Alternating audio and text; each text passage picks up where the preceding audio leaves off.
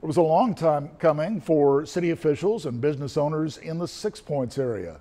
Brian Burns was at the grand opening for the Alameda Street bond project, and he's here now to show us what was going on there today. Grand opening, Brian.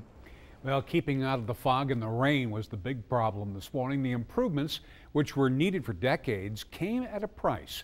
The cost, listed at more than $5 million, included full-depth reconstruction of Alameda from Air Street to Louisiana Avenue. That included bus stops, sidewalks, and cycle tracks, along with utility lines. It also coincided with the recent removal of the RTA transfer station located at that intersection. City officials and business owners were on hand for this morning's ceremony, marking the completion of the 3-year project, which saw several local businesses at that intersection leave the area because of the resulting traffic congestion. It definitely has been challenging. I mean, no matter what, it was needed, and we're just happy that it's gotten through it. Construction in the area, has been hard.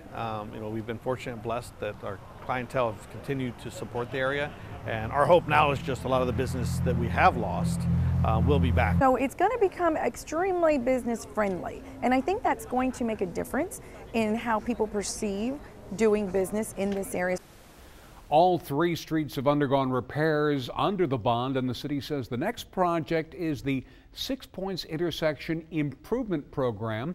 That's the Intersection Improvement Program, which includes traffic signal and lighting upgrades, new signage, and pavement markings, along with those normal underground utility upgrades. And that project is expected to begin in the middle of next year.